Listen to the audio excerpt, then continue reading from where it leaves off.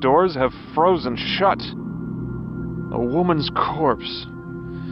I'll be in a bag soon, too, if I don't get out of here.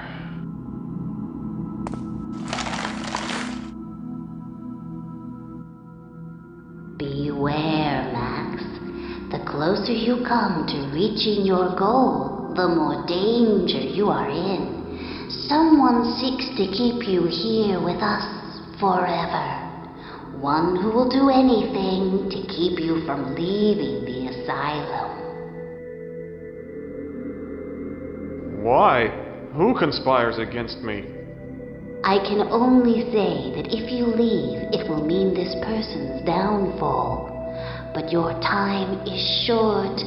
Waste not fruitless questions on me. The air grows thick with frost, and soon I must return to my eternal slumber. It's getting cold. The temperature is dropping. They want you to sleep, like me, forever. Forever? You must escape this cold tomb, for there are other secrets frozen in time. Need to get out of here. That door's the only way. Must open the door and get out of here.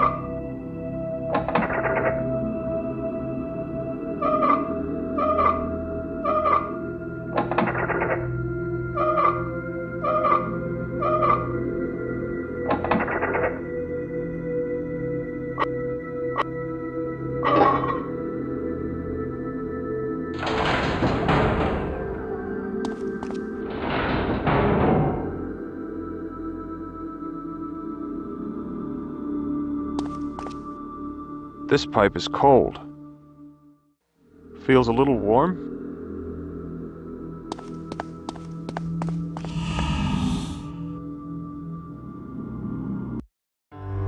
What the hell are you doing? Excuse me? Cutting my research department in half? Pulling most of my funding, despite the fact that my department, my research is coming remarkably close to a cure? Oh, your research. May I remind you that the Mercy Foundation was created around the success of my hope drug, not vague promises of a cure? Rather than wasting resources on an entirely new path, you need to channel your energies toward making the hope drug better. I thought that a few cutbacks would communicate this to you. Maybe you're not as bright as I thought. You know, I think I figured you out. You're not interested in a cure. You just want hope to bring you more prestige, more money. You smart bastard. Give me back my department, otherwise I'll leave. I'll take my research with me and find a company that's more concerned with finding a cure than filling its pockets. I can't believe that your opinion of me is so low, Max. We're friends. You're blowing the whole thing out of proportion, taking this personally. Your sister didn't die of DNA-V, Max. I apologize. No, it's all right. Those cutbacks are based solely on existing statistics. The truth is that it's difficult to measure the success of your research against the proven methods of the hope treatment. Look, you don't have to leave Mercy to continue with your project. I'll look over the numbers again. We'll work something out. I wish I understood. An empty brass urn.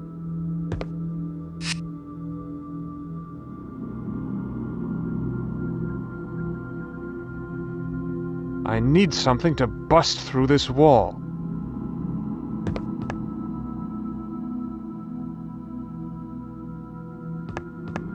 The number 3 is written on this page.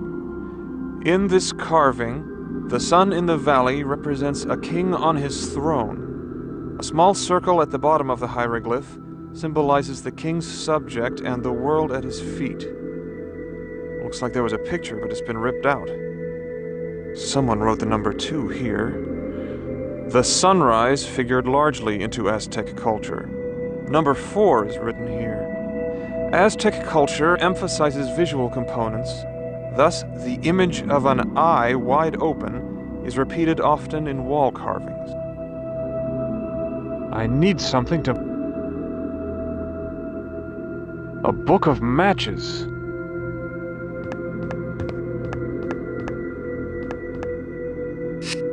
Nice oak desk. Sturdy. Dr. Morgan has an iron bust of himself.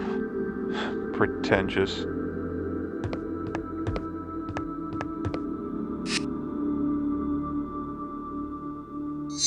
An iron bust of Morgan.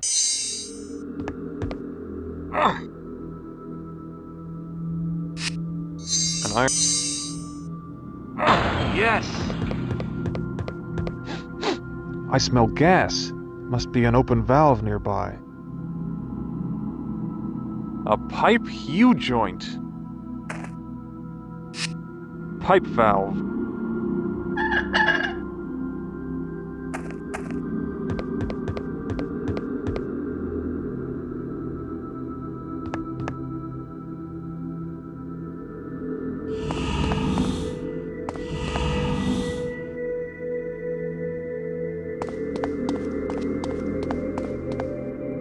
A bunch of tools in here.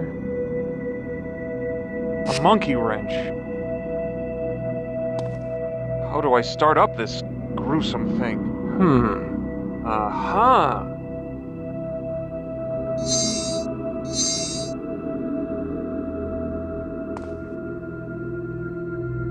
Lord knows how many bodies have gone into this oven.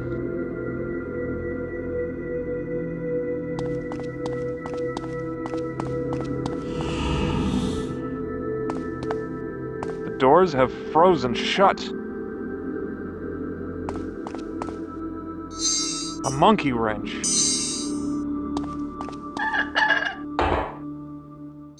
A pipe U-joint. That ought to defrost this whole building.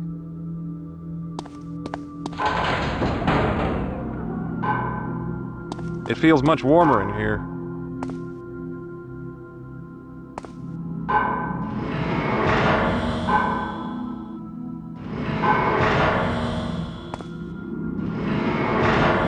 Someone's alive in there. An old man. He looks cold. Who are you? My name's Arthur. Arthur Patrick. Yes, that's it. What are you doing in the drawer? Last thing I remember, I was taking a nap in the courtyard, and then they were dragging me to some weird laboratory. On the rooftop? Could be. I don't know for sure. It was raining. I smelled blood. Dr. Morgan was there. He looked at me and said I was too damn old for his purposes, and I remember he was holding a human head. And then I think I fainted. They must have thought I was dead.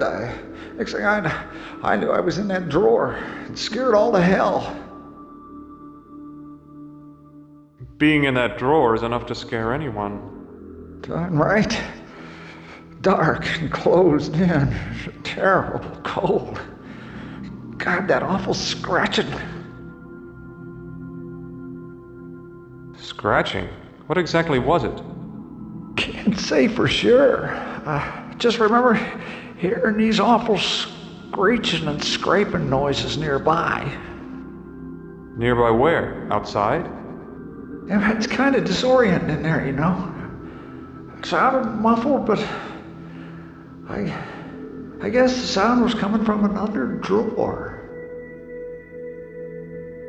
It was a bit chilly in there, wasn't it?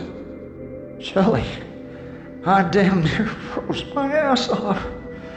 Started to fall asleep. Must have dozed off until you came by. Did you turn up the heat? Yes, I did. Well, it's nice here now. Thank you, Sonny. Morgan, he was holding a head? Sir, a stack of Bibles. I saw it. His arms were red with blood, and he was swinging around the head as he was talking, kind of gesturing with it, you know. He was really yelling at the two orderlies. Some patient got loose or something. I don't know more than that, because I fainted dead away at that point.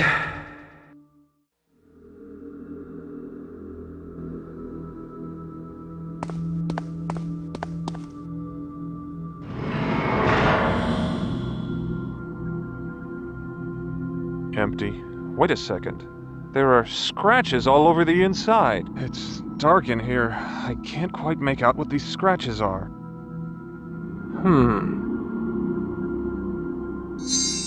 Matches.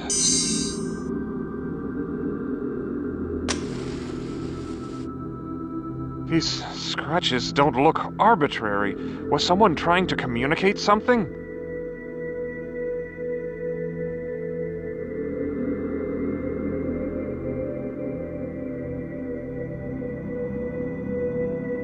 Now what?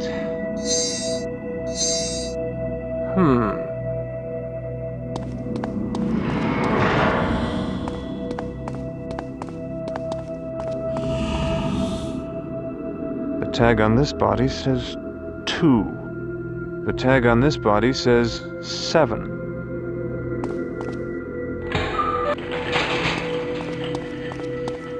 Yuck!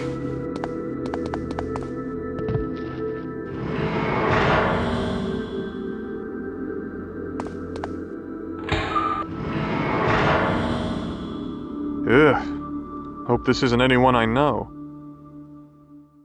A glass eye. Don't think the owner will miss it. Ugh. An empty brass urn.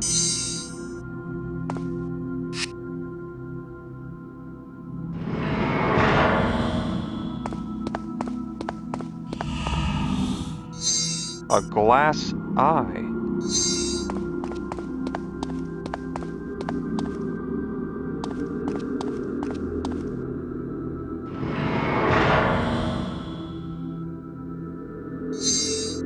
Matches. Now I just need some cigarettes.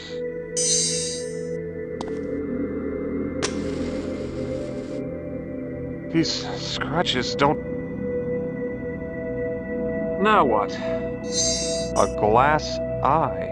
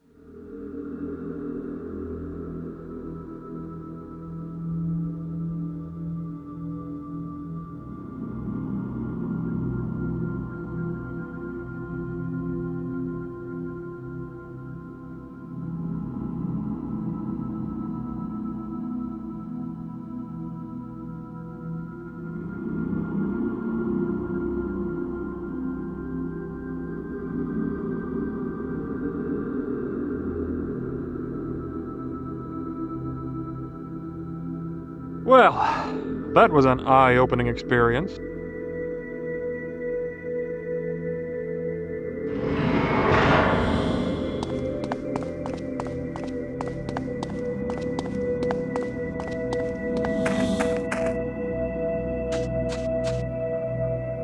Headstone. Stephen B., composed as a musician, now decomposing.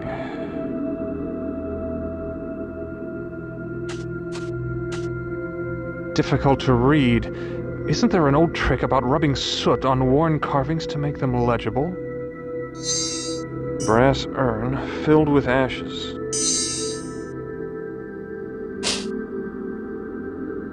The ashes show faint scratches.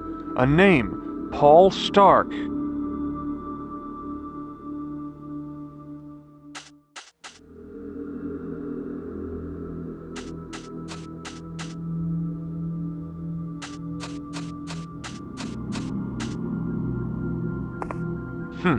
This door is locked. Interesting style. At least it's not a gargoyle. The sculptor conveniently forgot her shirt. What's she holding? There's a nice warm beam of light coming through. The stone says, Eric R. Get to work, you maggots.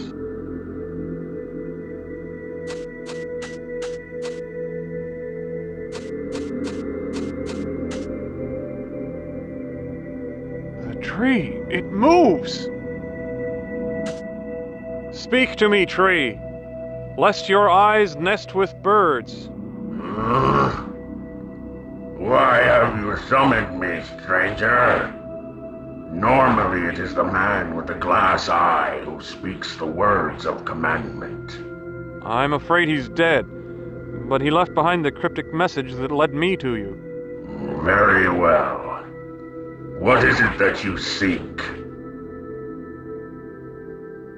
Who are you? My name is Melis Ionsis. I am the guardian of the light, protector of the grove. How do you guard the light? It's all around us. Fool! The light. It is housed within the heart of ancient mighty warriors. They alone understand the true meaning of sacrifice. I don't understand. What do you sacrifice? Freedom, movement, growth. My limbs ache to stretch upwards into the nurturing sunlight, yet I must remain steadfast, lest my trunk stray from its position in the grove. I am he who must remain in place. Why must the grove be protected? Greed, pride, evil. These aspects of humanity threaten all life. Thus I remain, and none may pass, save one. Who? The Creator. The Creator? Yes, by his name only shall I be swayed from my place.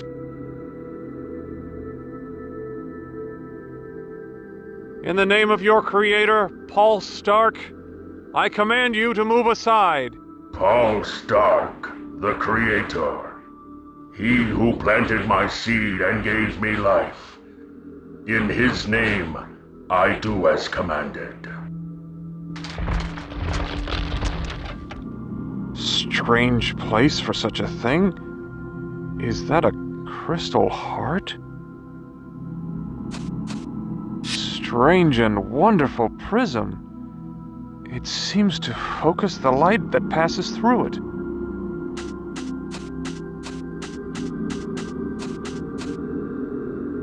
There's a nice warm beam of light. Strange. Yes, the light! It's opening the door! Well, Max, I don't know how you found me, but you're too late. I'm leaving now. Leaving you here with the rest of the dead people. Damn you, Morgan!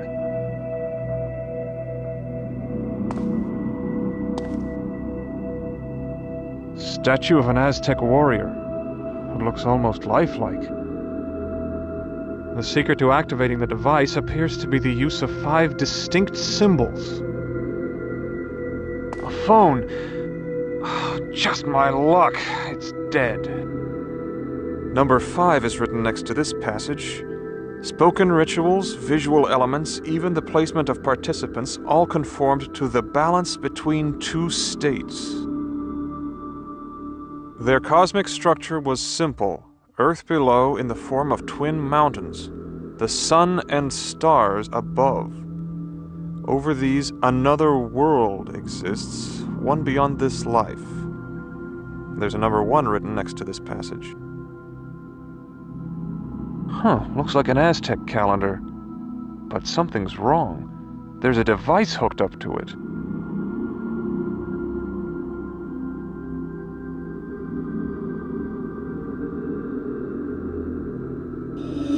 Save game.